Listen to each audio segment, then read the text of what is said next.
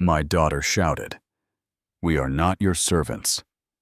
When I was lying down, after surgery, my name is Todd, 59 years old, a retired construction engineer from Chicago.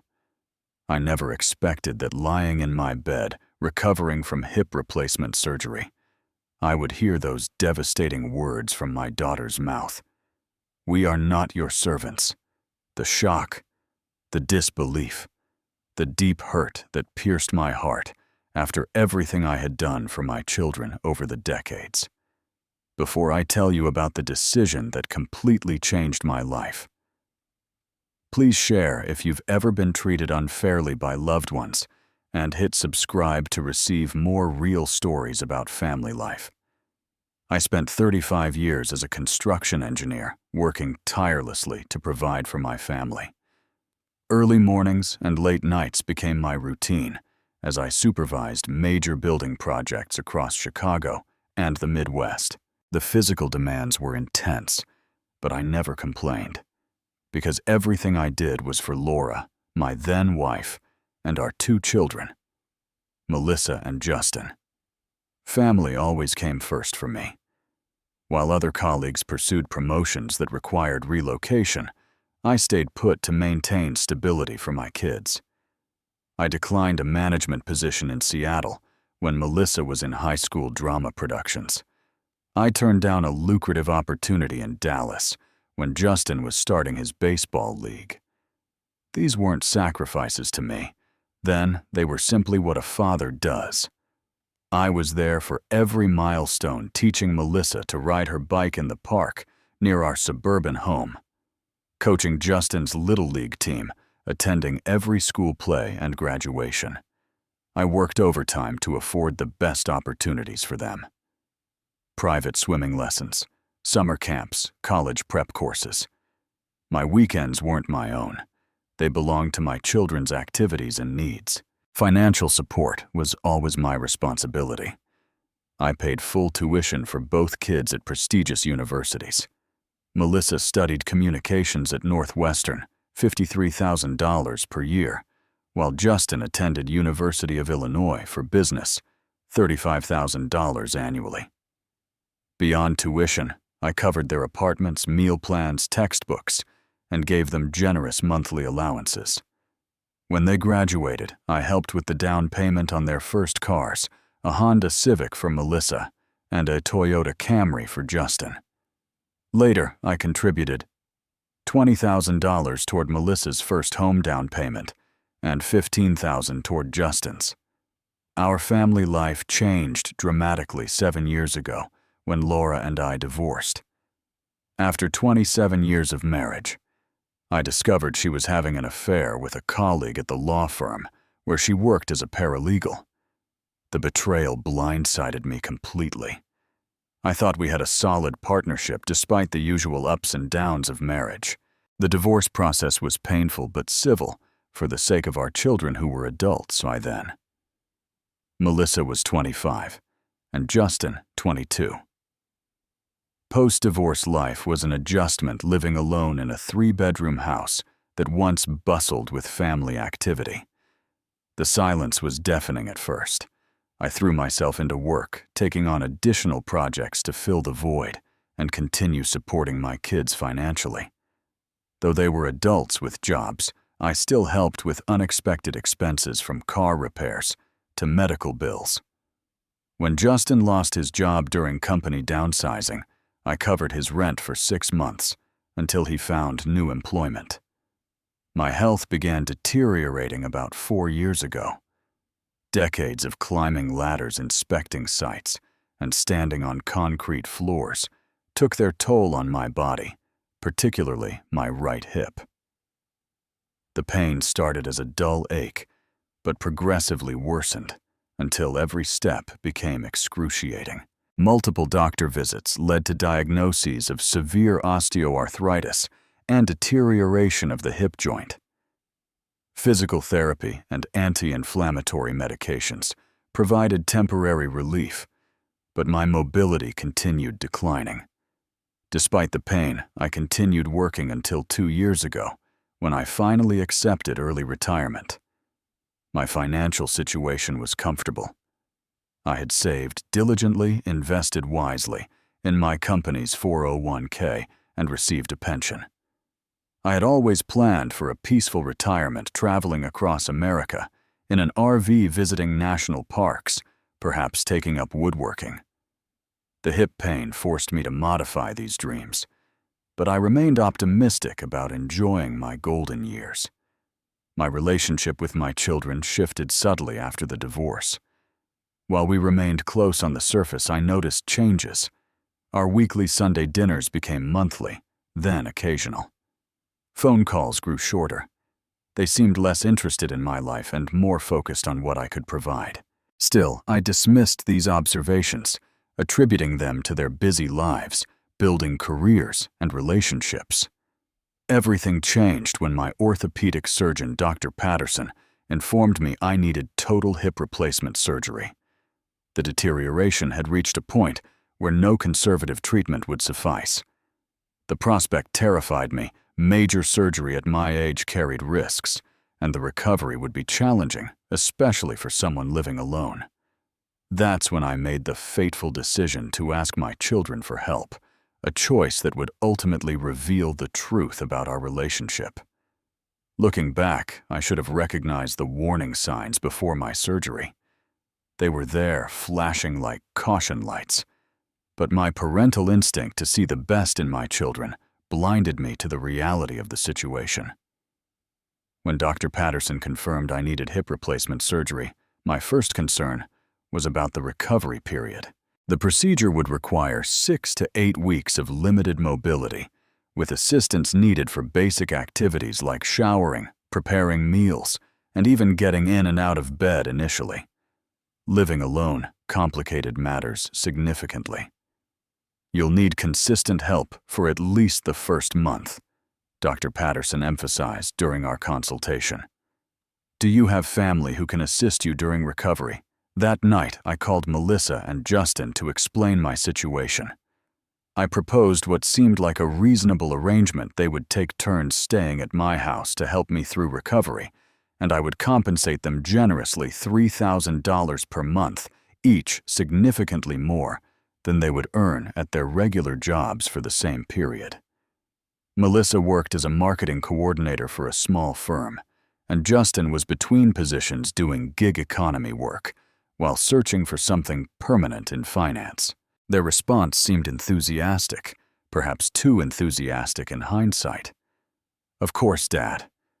We'll take care of everything," Melissa assured me, the mention of payment noticeably brightening her tone. Justin echoed his sister's sentiment. "No problem at all. We're here for you." The first warning sign appeared when I scheduled pre-surgical appointments. 3 times Melissa arrived late to drive me to these critical consultations. Once she texted 15 minutes before pickup. "Running late. Meeting ran over. Can you call an Uber?" I did not want to miss my appointment with the anesthesiologist, and never received an offer to reimburse the $30 fare. Justin missed a crucial pre-op education session, entirely claiming car trouble that mysteriously resolved by the time he had tickets for a basketball game that evening. I attended alone, taking notes about post-surgical care that my children should have been learning. "These instructions are very important for your caregivers," the nurse educator emphasized, handing me packets of information. "Make sure they review this material thoroughly before your surgery date." I placed the packets on the kitchen counter with a note asking Melissa and Justin to read them. 2 weeks later, they remained untouched, collecting dust next to the fruit bowl. When I asked if they had reviewed the materials, both claimed they were just about to, but never did. Perhaps the most telling warning came 3 weeks before surgery. I was in my home office paying bills when Melissa visited to drop off groceries. She stepped outside to take a phone call, not realizing the window was open. I overheard her conversation with her boyfriend, Ryan. "Yeah, it'll be like a paid vacation," she laughed.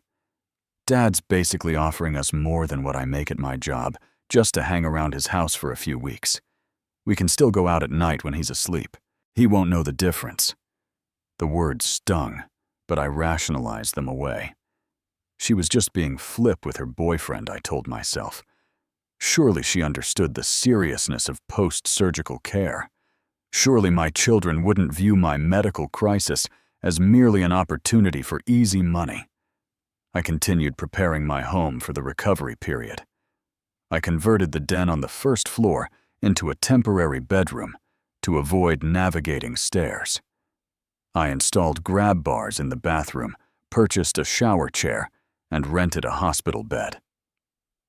I stocked the pantry and freezer with easy-to-prepare meals, filled prescriptions in advance, and created a detailed calendar of medication schedules and physical therapy appointments. The financial aspect of the surgery concerned me as well. While Medicare covered a portion, my out-of-pocket expenses would exceed $45,000. I withdrew the funds from my retirement savings, committed to handling this burden myself, rather than becoming a financial drain on my children.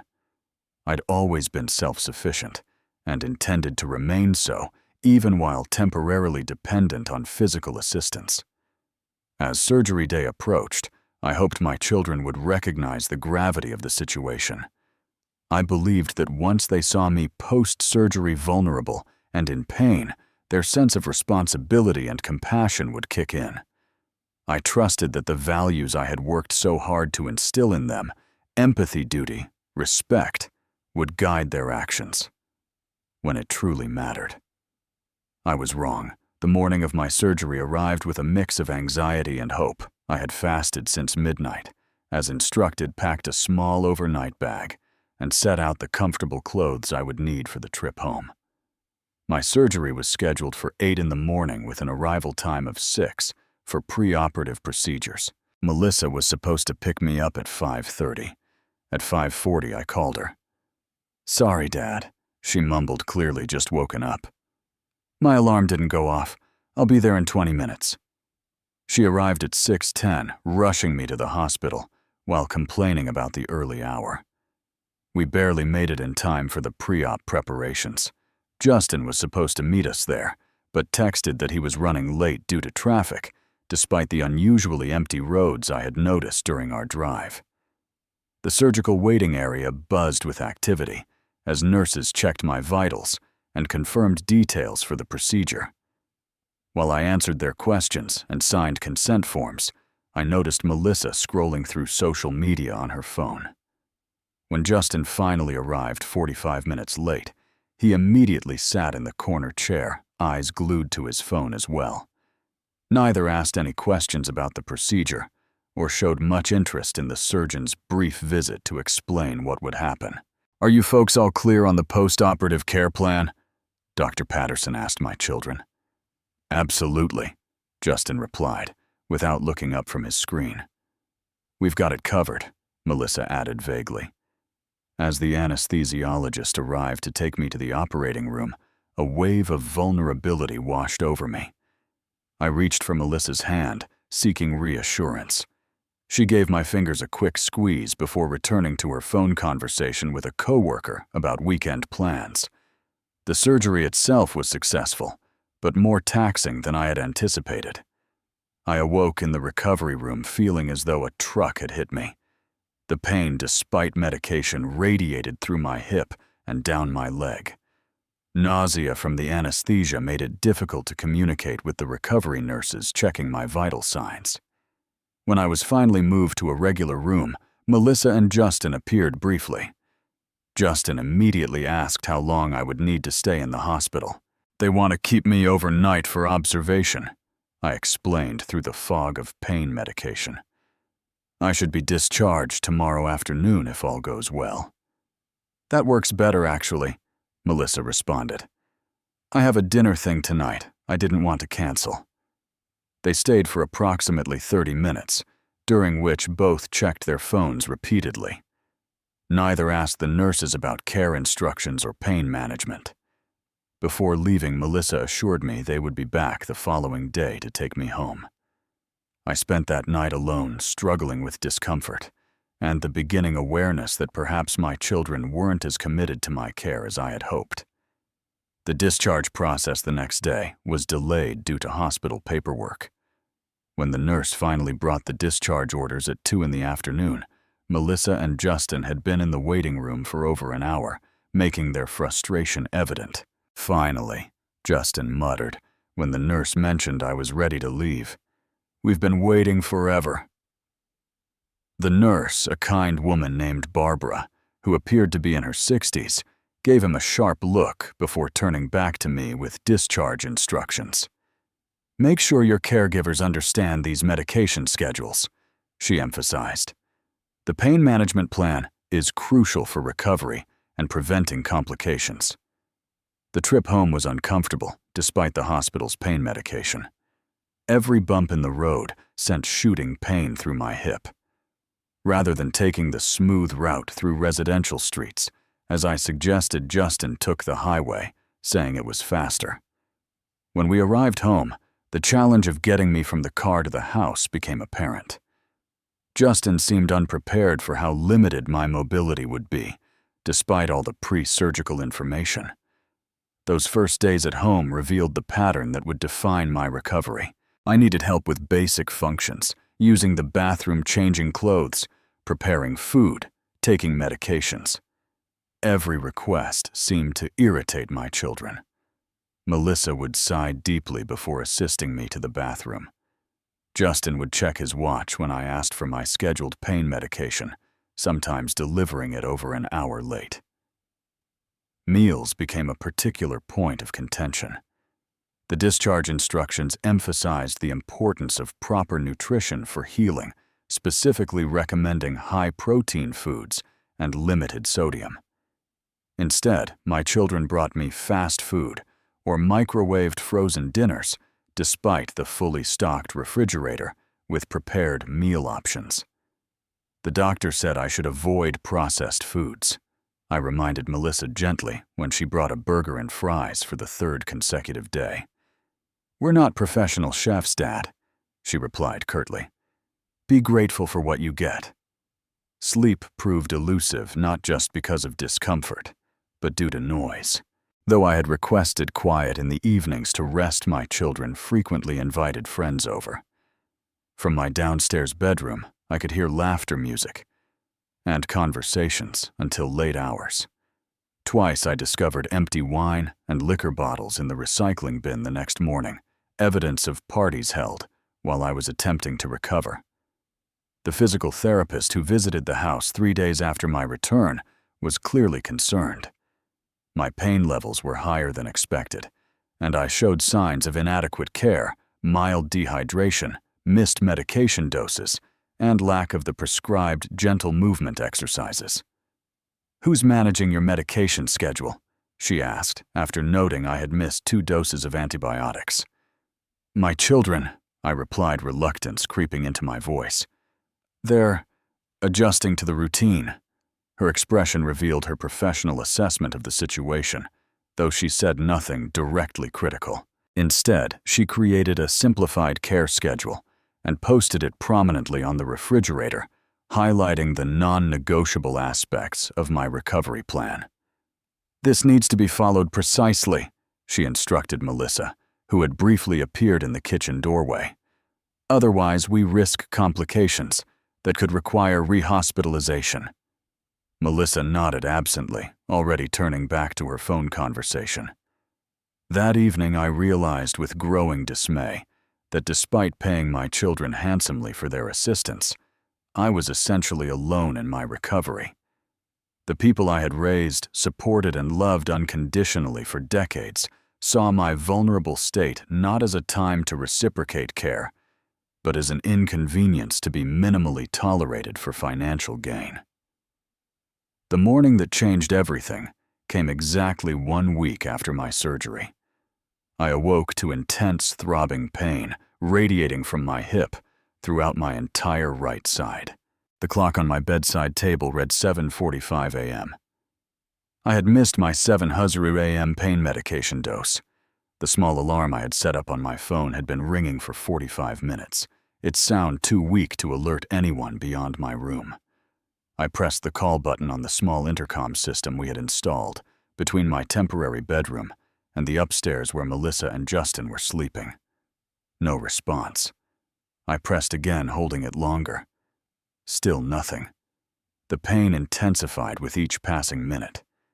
Missing doses of pain medication after major surgery isn't just uncomfortable, it's dangerous. Pain can spike to levels difficult to control once the previous dose wears off completely, creating a cycle that impacts healing and increases the risk of complications. After trying the intercom several more times, I reached for my cell phone and called Melissa's number. It went straight to voicemail. I tried Justin, same result.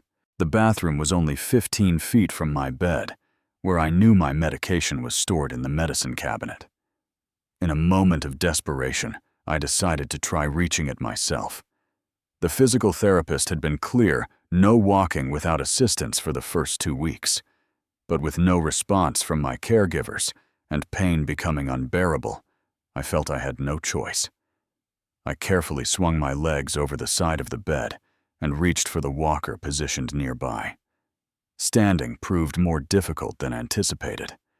My surgical leg could bear almost no weight, and the muscles weakened from both surgery and days of bed rest trembled with the effort. Still, I managed to push myself upright, leaning heavily on the walker. 1 step, 2 steps. On the 3rd step, a searing pain shot through my hip, causing me to lose balance. The walker skidded slightly on the hardwood floor, and I found myself crashing down, landing hard on my left side, thankfully not on the surgical site. The fall wasn't particularly loud, but the pain drew an involuntary cry from me. I lay there on the cold floor, unable to get up, the surgical incision throbbing with renewed intensity. "Melissa, Justin, I need help," I called out. My voice strained. No response. I managed to drag myself closer to the door, calling out again with increasing urgency. 5 minutes passed. 10. I began to wonder if they had left the house entirely. Finally, after what felt like an eternity, but was probably 15 minutes, I heard footsteps on the stairs. Melissa appeared in the doorway, her hair disheveled from sleep. Irritation clear on her face before she even registered my position on the floor. "Dad, what are you doing?" Her tone held more annoyance than concern. "I fell," I explained through gritted teeth. "I've been calling for help for almost an hour. I missed my medication dose." She sighed dramatically before helping me up, her movements brusque and impatient. Once I was back in bed, I explained what had happened: the missed medication, the unanswered calls, my desperate attempt to reach the bathroom. "You could have waited a bit longer," she said dismissively. "We were sleeping." "It's almost 8:30, I responded, trying to keep my voice level. "You and Justin agreed to a care schedule. The morning medication is critical, and you both know that." "We're doing the best we can," she snapped. "We have our own lives too, you know. We can't be at your beck and call every second." "This isn't about beck and call," I said, feeling a rare flash of anger rising. "This is about the basic care you agreed to provide, that I'm paying you both quite generously to provide." That's when it happened. Melissa's face contorted with indignation. "We are not your servants," she shouted, her voice echoing through the quiet house. "You think just because you're paying us, you can treat us like your personal staff? Call us whenever you want. Expect us to drop everything for you." Justin appeared in the doorway, attracted by his sister's raised voice. "What's going on?" he asked, looking between us. Melissa turned to him. "Dad's upset because we didn't hear him calling this morning. Apparently, our getting any sleep is inconvenient for his schedule." I expected Justin to see the situation clearly, their father on the floor in pain after surgery, but instead he nodded in agreement with his sister. "Seriously, Dad," he added, "you're being kind of difficult about all this. We're doing you a favor." The words struck me like physical blows. A favor, after everything I had done for them throughout their lives, after agreeing to pay them far more than the care was worth on the market. "A favor," I repeated quietly. I'm paying you both $3,000 a month more than you make at your regular jobs to help me recover from major surgery.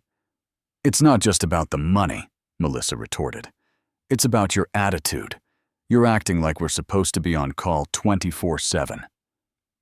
As the argument escalated, I discovered something even more distressing. Through their complaints, I learned that they had planned a weekend trip to Lake Michigan with friends starting that very afternoon without informing me or arranging alternative care. "We need a break," Justin explained unapologetically. "It's just 2 days. You can manage." "How exactly am I supposed to manage?" I asked, genuinely bewildered. "I can't walk independently. I can't prepare meals. I can't even reliably get to the bathroom." "You're exaggerating," Melissa dismissed. "The physical therapist said you're doing better than expected. You'll be fine for a couple of days." And the conversation revealed the complete disconnect between my actual needs and my children's perception of their responsibilities. As they continued justifying their planned abandonment, something shifted inside me. The pain in my hip was now secondary to the ache in my heart. The realization that my own children viewed me not as their father in need, but as an inconvenience to be minimally accommodated between their social engagements. In that moment of clarity, I knew what I had to do. The room fell silent as I processed what was happening. My children stood before me, defensive and irritated, waiting for me to back down as I always had, in the face of their displeasure. But something fundamental had changed inside me. The veil of parental illusion had been lifted, revealing a painful truth I could no longer ignore. "I want both of you to leave," I said quietly, my voice steady, despite the emotional turmoil. "Pack your things and be out of this house within 24 hours. Their expressions shifted from irritation to shock. "What?" Melissa's voice rose an octave. "You can't be serious." "I am completely serious," I replied. "This arrangement isn't working. I'll hire professional help."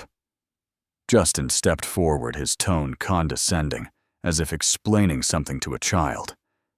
"Dad, you're being ridiculous. You can't manage without us. You just fell trying to go to the bathroom by yourself." "I fell because neither of you responded to my calls for nearly an hour," I corrected. "I'll take my chances with people who are actually committed to doing their job." "So that's all we are to you?" "Employees?" Melissa's attempt at emotional manipulation was transparent. "Your own children." I took a deep breath, the pain medication Justin had finally brought beginning to take effect.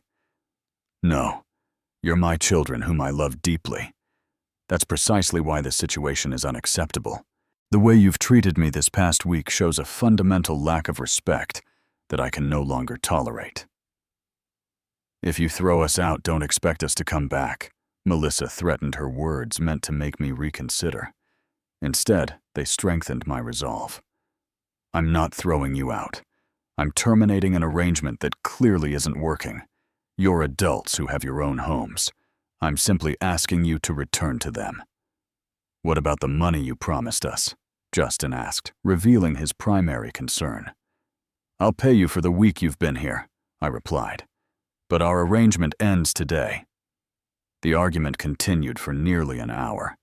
They cycled through tactics, guilt, anger, rationalization, and finally, when those failed, insincere apologies and promises to do better. In previous years, I might have relented, accepting the hollow assurances out of a desire to maintain peace and keep my children in my life.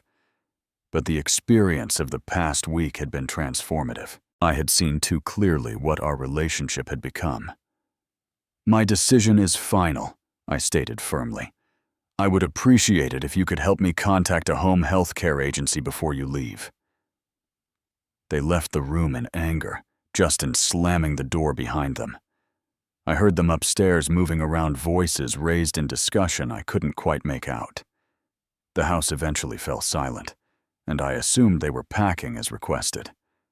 That first night alone was one of the most challenging of my life. Before leaving without saying goodbye, Melissa had reluctantly helped me set up a small table next to my bed with essential items: water, medication, my phone, and some crackers. I had no way of preparing a proper meal and no assistance for getting to the bathroom.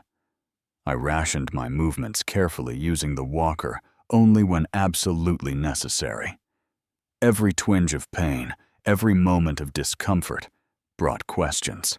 Had I made a mistake? Was I risking my recovery out of pride? But deeper reflection always brought me back to the same conclusion: the situation with my children had become untenable. Their presence was causing more harm than good, both physically and emotionally. That evening, I called a home health care agency recommended by my doctor. They couldn't send someone until the following afternoon, so I would need to manage one night and morning on my own. The customer service representative was concerned about my situation. "Sir, is there anyone who could stay with you tonight? A neighbor or friend, perhaps?" I considered calling my neighbor Richard, but pride held me back. "I'll manage until tomorrow," I assured her, though uncertainty crept into my voice. Sleep came in fitful bursts, interrupted by pain and the awkward position needed to protect my surgical site. By morning, I felt exhausted, but resolute. I had survived the night and would make it through the morning. This small victory reinforced my decision. If I could manage alone in this condition, I certainly didn't need caregivers who created more stress than they alleviated. At precisely 2 o'clock the following afternoon, the doorbell rang. I had managed to make my way to the recliner in the living room, positioning myself near the entry. With effort, I rose and carefully navigated to the door with my walker. Angela Henderson stood on my porch, a professional smile on her face, medical bag in hand. 45 years old, with kind eyes and an efficient demeanor, she would become not just my caregiver, but a catalyst for the next chapter of my life. Angela's arrival marked the beginning of a dramatic transformation in both my recovery and my understanding of my family situation. The contrast between her professional care and my children's negligence became immediately apparent. "Mr. Harrison, I'm Angela Henderson from Compassionate Care Home Health," she introduced herself. Stepping inside and quickly assessing my condition with trained eyes, "You look like you could use some help getting back to your chair. May I assist you?" Her touch was gentle but confident as she helped me return to the recliner. Within minutes, she had reviewed my medication schedule, checked my surgical site for signs of infection, and taken my vital signs. All tasks my children had performed haphazardly, if at all. "Your blood pressure is elevated, which isn't surprising given the circumstances," she noted, recording the numbers in a small notebook. "When did you last have pain medication?" I explained my self-rationed approach over the past 24 hours, trying to minimize movements to the bathroom where the pills were kept. Angela's expression reflected professional concern, without judgment. "Let's get you on a proper schedule immediately, and we'll move these medications right beside you so they're within reach." That first afternoon, she efficiently organized my care. She prepared a nutritious meal that aligned with my dietary needs, helped me shower for the first time in 3 days, and changed my bedding. While assisting me back to bed, she noticed my grimace when transitioning from the walker. "Your gait is off," she observed. "You're favoring your left side too much, which could create balance problems and muscle imbalance. Were you doing the prescribed PT exercises?" I admitted that the exercises had been inconsistently performed at best. My children had rarely helped me complete the recommended movement series, despite the physical therapist's explicit instructions. "We'll start fresh tomorrow morning," Angela promised. "Proper physical therapy is crucial for regaining mobility and preventing complications." As she prepared to leave that evening, she would return at 8 the next morning. Angela surveyed the house with a professional eye. Would you like me to tidy up a bit before I go? I notice some areas need attention. I hadn't fully registered the state of my home until she mentioned it. Looking around, I saw dishes piled in the sink, mail scattered across the kitchen counter, and general disarray throughout the living areas. If you wouldn't mind, I replied, embarrassed by the condition of my normally well-kept home. Not at all. It's part of the service, she assured me. A clean environment contributes to better healing. As Angela moved efficiently through the house, she made an unexpected discovery in the guest bathroom upstairs, one she felt professionally obligated to report. "Mr. Harrison," she said carefully, "I found several empty liquor bottles hidden in the cabinet under the sink. Were you aware of alcohol consumption in the house during your recovery?" I wasn't, though it explained the late-night noise and sluggish morning responses from my children. Angela's discovery was just the first of many revelations about what had truly been happening in my home while I was vulnerable and confined to my bed. Over the next few days, as Angela helped restore order to the house, more disturbing evidence emerged. While sorting mail, she found credit card receipts for purchases. I hadn't made clothing stores, electronics, restaurants far from my home, all charged to my accounts. The dates coincided with my children's stay. "Mr. Harrison." "I don't want to overstep," Angela said, showing me the statements. "But these charges don't seem like medical expenses or necessities for your care." A quick review revealed over $5,000 in unauthorized purchases. My children had apparently helped themselves to my wallet while I was medicated and drowsy. More shocking was Angela's discovery in the spare room where Justin had stayed. While changing linens, she found travel documents partially hidden under the bed. Confirmations for a week-long trip to Hawaii, scheduled for the following month, purchased using my email address, and credit card information. The reservation was for Justin and his girlfriend, totaling nearly $4,000. "I'm so sorry," Angela said, genuine compassion in her voice as she showed me the printouts. "This must be very difficult to discover." The betrayal cut deep. It wasn't just about the money, though, that was significant, but the calculated nature of their actions. They had systematically taken advantage of my vulnerability, using my surgery as an opportunity to exploit my finances while providing minimal care. Following Angela's advice, I contacted my lawyer, Michael Winters, a longtime friend who specialized in elder law. Though I didn't consider myself elderly at 59, the situation fell within his expertise. "What they've done constitutes financial abuse." "Todd," Michael explained during our consultation, "using your credit cards without permission is fraud. We can pursue this legally if you choose." The thought of legal action against my own children was painful, but Michael helped me understand the importance of establishing boundaries. "Consider this a wake-up call," he advised. "If they're doing this now, what might happen if you face more serious health issues in the future?" I was still processing these discoveries when Laura, my ex-wife, called. Her tone was accusatory from the outset. "What were you thinking, kicking the kids out when you knew they had plans that weekend?" she demanded. "Melissa is absolutely devastated by how cruelly you treated them." I listened silently as she continued describing how I had manipulated our children with money, then discarded them when they needed a break from the burden of my care.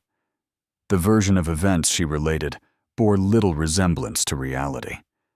When she finally paused for breath, I spoke calmly.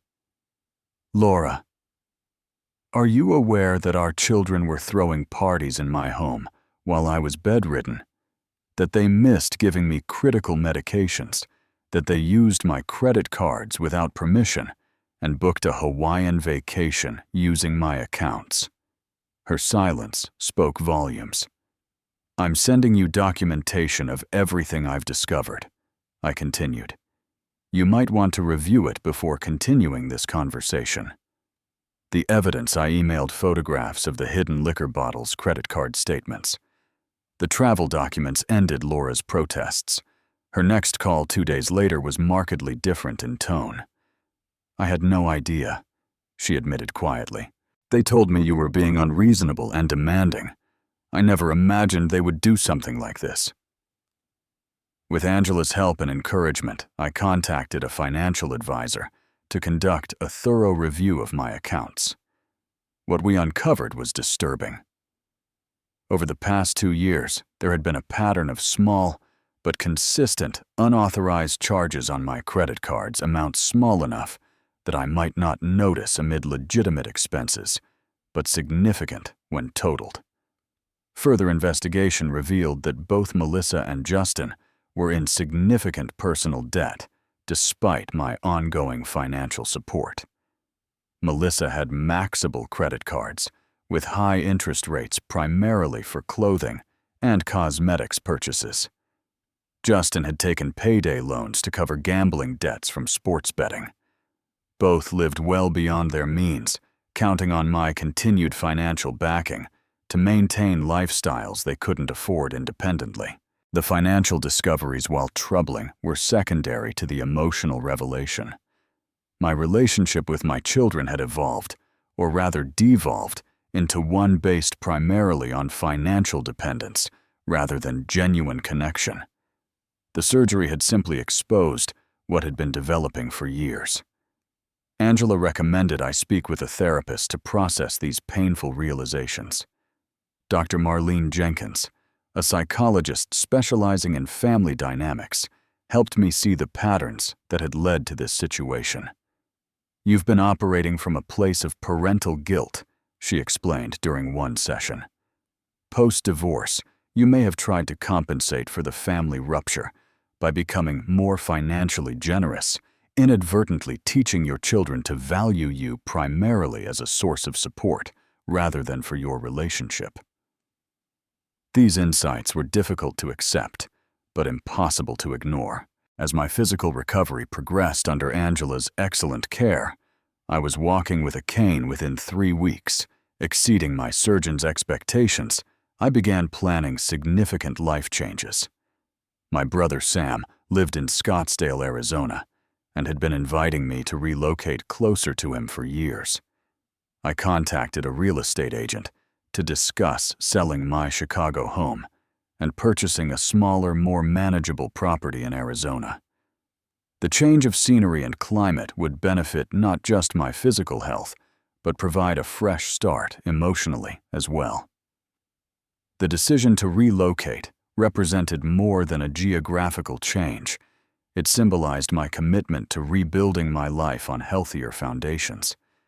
With each physical therapy milestone, with each step toward greater independence, I was simultaneously establishing a new identity, not just as a father or provider, but as Todd Harrison, a man with his own needs, boundaries, and right to respect. 6 months after the surgery that changed not just my hip, but my entire life, I sat on the patio of my new single-story home in Scottsdale. The desert air was dry and warm, a welcome contrast to Chicago's damp chill that had aggravated my joints for years. Physical therapy had progressed remarkably well. I now walked with only an occasional slight limp and had regained nearly full range of motion. My new home was modest, but perfect for my needs. 2 bedrooms, an open floor plan, and most importantly, no stairs. The yard featured low-maintenance desert landscaping, with a small patio where I enjoyed my morning coffee while watching the sunrise paint the mountains in gold and pink. The transition had been both challenging and liberating. Selling the Chicago house, the family home where I had raised my children, initially felt like surrendering a piece of my identity. Yet as boxes were packed and rooms emptied, I experienced an unexpected lightness. Each item sorted, each decision about what to keep or discard represented a choice about the life I wanted moving forward. My brother Sam had been instrumental in the relocation process. 3 years my junior, he had always possessed a clarity about relationships that I lacked.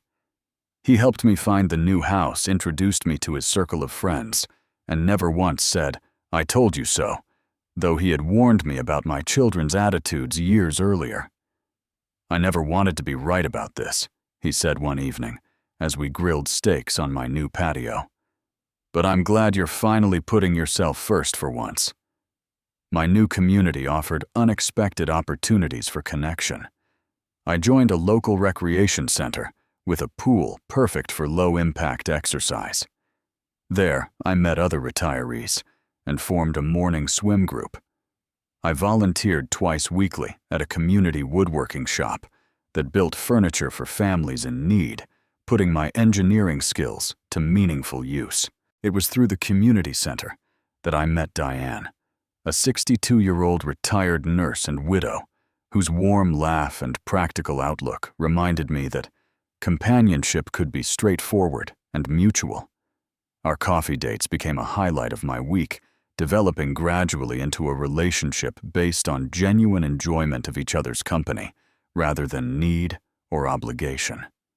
Throughout this period of rebuilding, I maintained minimal contact with Melissa and Justin. The immediate aftermath of my decision to send them away had been predictably stormy. After receiving documentation of their unauthorized spending, both initially denied responsibility, then shifted to minimizing their actions. It wasn't that much money, before finally offering half-hearted apologies clearly aimed at restoring access to financial support rather than repairing our relationship. Melissa was the first to reach out after nearly 2 months of silence. Her initial message was accusatory. "I can't believe you moved without even telling us. Had to hear it from Mom's friend who saw the for sale sign." When this approach received no response, her tone shifted dramatically. The next email began. "Dad, I've been doing a lot of thinking about what happened after your surgery." This led to a phone conversation where, for perhaps the first time in her adult life, she listened more than she spoke. "I didn't realize how badly we were treating you," she admitted, her voice small. "At the time, it felt like you were being demanding, but looking back, we were terrible caregivers." "It wasn't just about the caregiving," I explained carefully. "It was about respect, about seeing me as a person with dignity, not just a source of support." Justin's reconciliation attempt came later and was more transparently motivated by financial need. He had lost his apartment after being unable to make rent and was living temporarily on a friend's couch. "I know I messed up," he said. "During our first conversation in months, I've learned my lesson. Family should come first." His apology, while containing the right words, lacked the reflection evident in his sisters. When the conversation inevitably turned to whether I might help out just until he got back on his feet, I was prepared with a response that represented my new approach to our relationship. "I love you, Justin, and I'm willing to rebuild our relationship," I told him. "But that process doesn't include financial support. You're 30 with a college education and marketable skills. I believe in your ability to support yourself." His disappointment was palpable, but I remained firm. Both my children needed to understand that my love was unconditional, but my financial assistance now came with clear boundaries. Working with my financial advisor, I established a trust with specific conditions. Some of my estate would eventually go to Melissa and Justin, but access would require demonstrated financial responsibility, debt reduction, consistent employment, and completion of a financial management course. The trust included provisions for genuine emergencies and education for any future grandchildren, but explicitly excluded funds for lifestyle maintenance. The process of redefining these relationships has been gradual and sometimes painful. Our conversations became less frequent initially, but gained in quality what they lost in quantity. Without money as the underlying current, we began rediscovering each other as people. Melissa visited Arizona 3 months after our first reconciliatory conversation. The visit was awkward at first. She seemed unsure how to relate to me, without the familiar dynamics of asking and receiving. But by the second day, something shifted. We hiked in the desert preserve near my home, the physical activity providing a natural focus that eased our communication. "You seem different here," she observed as we rested on a rocky outcropping overlooking the valley. "More, I don't know, peaceful." "I am different," I acknowledged. "I'm learning to value myself the way I've always valued others." Justin's path to reconciliation has been rockier. Our conversations remain sporadic, and he has yet to visit. But small changes suggest progress. He recently called just to share news about a job interview with no request attached. It was a tiny step, but significant in its novelty. The most valuable lesson from this painful chapter has been about boundaries. For decades, I believed that good parenting meant constant sacrifice, perpetual giving without expectation of return. I now understand that this approach didn't serve either me or my children. True love includes both support and accountability, both compassion and consequences. I've found unexpected freedom in this realization. By no longer defining myself primarily as a provider, I've discovered aspects of my identity. Long neglected my enjoyment of photography, my interest in local history, my capacity for new friendships, and even romance. The relationship with my children continues to evolve. There are still difficult conversations, still moments when old patterns threaten to reassert themselves. But the foundation has shifted. When Melissa called recently to announce her engagement, there was no immediate discussion of who would pay for what, just a father and daughter sharing an important life moment. I don't know what the future holds for our family. Healing takes time, and some wounds leave permanent scars.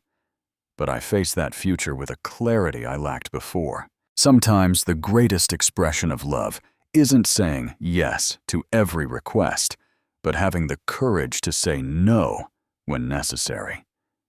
It isn't the end of a relationship, but the beginning of one that's truly worth having.